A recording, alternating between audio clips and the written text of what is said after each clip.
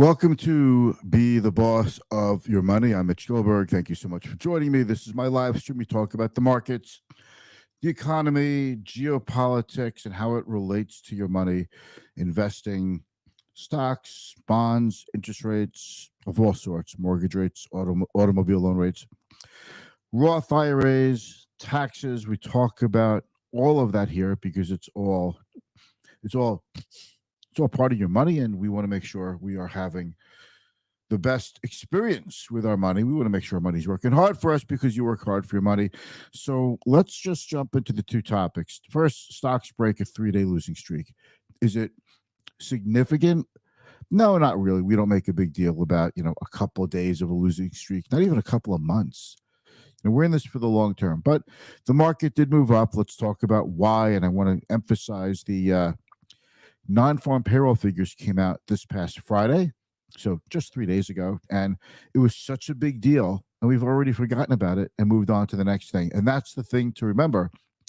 There's always another economic statistic around the corner that everybody becomes riveted to, and then we forget about it. So let's not get caught up in the stat of the day. We're looking for trends, not stats of the day. The other thing, Yellen, Treasury Secretary Yellen visits China and sort of smooths things over. Her visit went a lot smoother than the visit with Antony Blinken about 3 or 4 weeks ago. And I could see why China's interested in getting their economy growing. China's economy is really weak. It's doing pretty poorly now. The post-COVID bounce that they were expected to have never materialized, and for good reason. So we're going to talk about that. Is Janet Yellen going to China a good thing? Is it a big deal? Well, I'm going to give you my opinion on why I think China remains, to me, uninvestable, and why it's just not something that I really have an interest in. And I think they've got bigger problems than what most people are thinking about. So I'm going to roll the intro real quick, and then we're going to get into some of the details. While you're watching, if you don't mind, give me a thumbs up, right? Give it one of these, a heart reaction, an applause, depending on which social media platform you're watching from. And then I get to see who's out there. And if you have any questions, let me know in the comments. I'll see those. I'll answer. I love hearing from you. It's the best part about what I do. Or just, words of wisdom, words of encouragement. Those are always appreciated as well. Just say hi. Here's the intro. I'll be right back.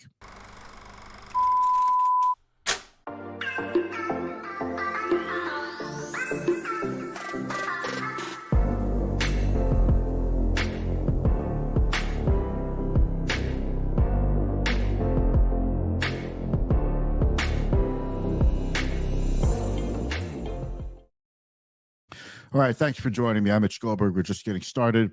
First of all, the market was up, broke a 3-day losing streak. Why? Well, we were worried about the employment figures coming out. We had a really good first half of the year. The first 2 quarters were pretty solid for the stock market. So a little give back should be expected. But why the first week and a half of the month of July? Well, first of all, when you have an up market like the one that we had last quarter and in the first half of this year, the last two quarters, there are a lot of money managers, i.e. mutual funds, hedge funds, they're lagging. Their returns haven't been that good. Maybe they were too conservative. They were still waiting for the next shoe to drop. The next problem in the economy, the next stock market drop. Everyone's waiting to get in at a better time. A lot of the bad news that was expected to happen just hasn't materialized. It may materialize, but basically a severe recession, other problems with the Ukraine-Russia war spilling over into surrounding nations. A lot of things haven't happened, and it just tells you that maybe you have to start investing some money, and if the market's up and you're a fund manager, a mutual fund manager, you're behind your benchmarks. What do? You run out and you buy the hottest stocks, the biggest winners. You buy what's working because that's what's probably, in their mind, is going to keep going up. And you want to make it look like when your customers, when your clients see the portfolio that you have, you want to show that you were in the right stocks. It's called window dressing. it's a bit of a game. So nobody's going to really sell ahead of that until we get to the new quarter. Then fund managers can reconfigure, sell some winners, buy some losers, as opposed to just buy more of the winners and not touch the losers, the laggards. So that's basically what happens after a good quarter. This is textbook. We're seeing it now. If this is nothing unusual, I've been doing this for 33 years. Okay, so that's a lot of quarters. Okay, I've seen this. I've been seeing this a long time. I'm telling you that don't make too big of a deal about this. It doesn't require a lot of science, a lot of thinking. I know people in Wall Street. We like for people to think that we have a certain inside track to what's happening with the markets. So we're very quick to give you an update. Ask me on TV what's going on. Someone will give you a quick explanation. Let me tell you, most of the time, I'd say pretty much every time, the things that are driving the stock market today, they don't really crystallize in people's heads. And you don't really see why the market's moved until days, weeks, or months later. But we're always tempted to come up with a reason for a market move right now. And sometimes you hear the most ridiculous answers. It's because people aren't really putting much thought into it. They're under pressure. The TV camera's on them or the radio mic is in front of their face. And they have to give a quick reason that makes sense. That sounds good. Sounds like it makes sense. And this is why the market went up or down today. Most of the time, those are just non-events. It's just talk. It's BS. It's bullshit. Okay. And we need to get past that. We need to understand that it takes a while to see what's really moving the market, why something was up or down. So just take that with a grain of salt. We had the unemployment figures last week. We get them once a month. The Department of Labor releases the non-farm payroll figures. We get the official unemployment rate. How many jobs are created in the economy, lost in the economy, average amount of hours worked per week, average hourly earnings, all these statistics. And it's such a big number. It is the biggest number of the month. We get it every month. And then it passes, and then you realize, well, it's always subject to revisions. Previous months are revised up or down. And you realize that, like I was saying, it takes a while to know the real reason behind a move. A lot of these economic statistics, in the same vein, become revised over the next few months. So people don't even really know what they're looking at. They're going by statistics that they know are inherently unreliable because they're always subject to revision. But we're always groping for a reason to give to a move, give to the economy. It creates a sense of control, but it doesn't, in my opinion, it doesn't really, it doesn't leave you as the investor, as someone saving for your retirement. It's not leaving you better off. So just take it with a grain of salt. There's always another thing. Wednesday this week, we get the consumer price index inflation. That's the big consumer price index. That's the big inflation figure. That we get the producer price index, which is the inflation that businesses are experiencing. We get those Wednesday and Thursday this week. And now those are the biggest numbers until we get the next one. It's all important, but what you're really looking to do is understand that trends are forming. What you really need to know is that we want to know about this because we're making decisions. Should you refinance now? Should you buy a house now? Should you retire now?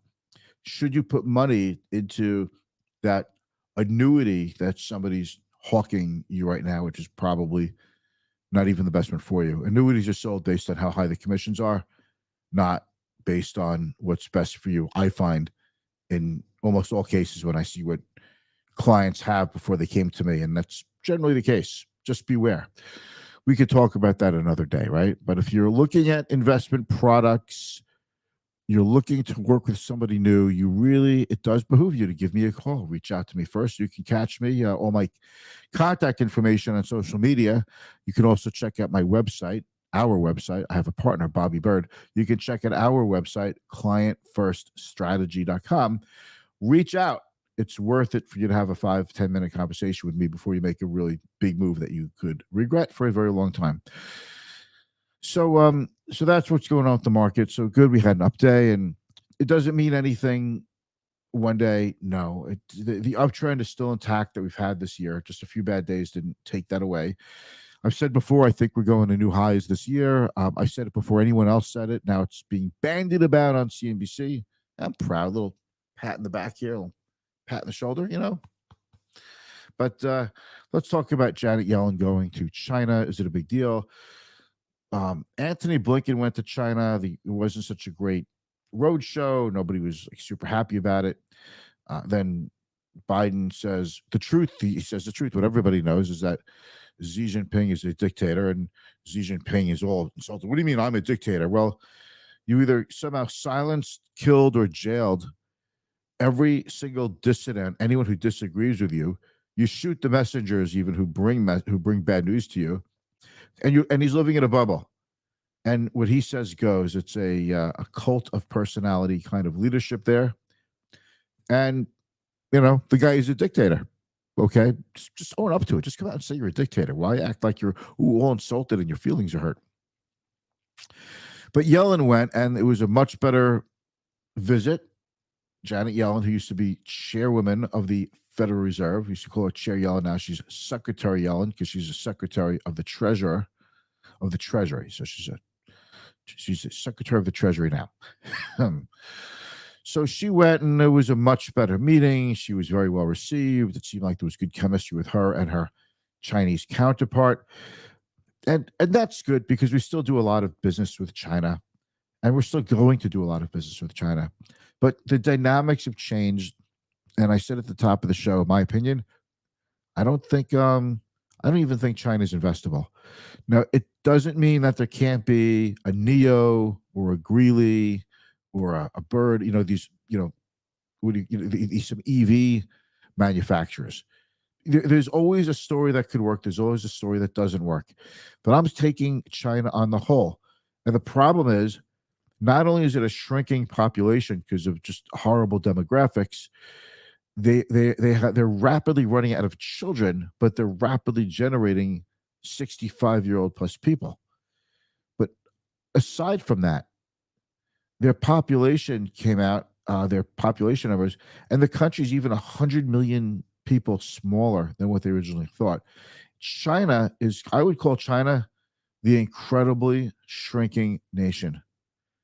They're shrinking as a population. When populations shrink, it changes everything. If you look at Japan, which hit a demographic bomb years ago, their stock market has not reached its 1989 high since. I mean, we're looking at 2024 pretty soon, and the Japanese stock market still hasn't been able to breach its 1989 high. This is what a shrinking population does, because you have the infrastructure to support a big population. You have the bills, the debt. You need to constantly build apartments, build roads, build dams, everything. And it costs a lot of money to sustain a population of over 1 billion people. And all of a sudden, now they're down to 800 million people. So that means the people who live there have to be taxed higher in order to maintain the infrastructure that was made for more people. And the more the population shrinks, the more expensive it becomes for the population that's there now. And when populations become more expensive, people have less children.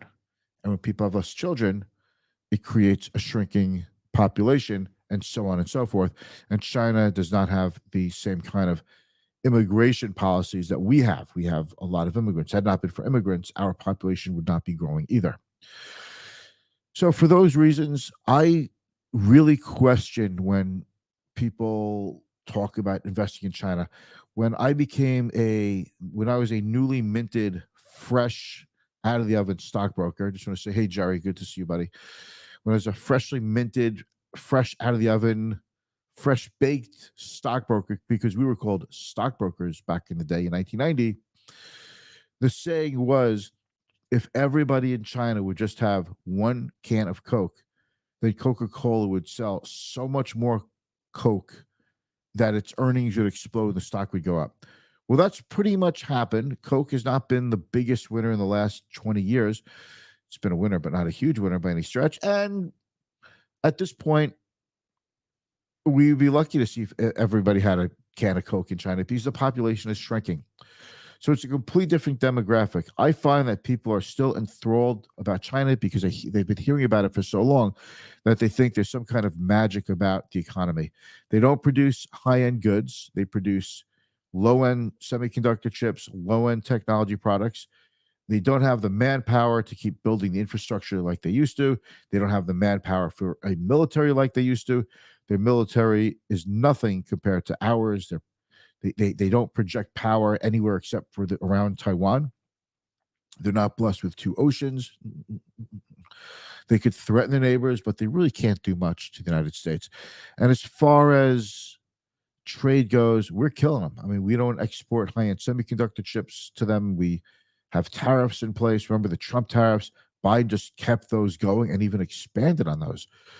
So when they come out and say they're not going to export these two metals to us that they said, these are not really mined metals. These are byproducts of refining zinc. But that's besides the point. I don't. It's easy to replace those metals, those products. And now we have the biggest natural gas supplies in the world, and we are now the biggest chemical manufacturer in the world. Chemicals are made from natural gas. We have so much going for our economy, and China has so little going for their economy. It's not even a question about would you invest in China. For me, the answer is no. I don't care how good they might have a product that could sell here, but that's your only chance is to have a good product that could sell here. But as we reshore production and we manufacture more here, and we start to say about the China supply chain, screw you, we are never going to put ourselves in this vulnerable position again. This just continues to hurt China and strengthens our hand. So that's my take over there. I so appreciate you taking the time to watch. Hope this was interesting. I find this stuff fascinating, and I look forward to speaking with you tomorrow. All right. Have a good rest of your day.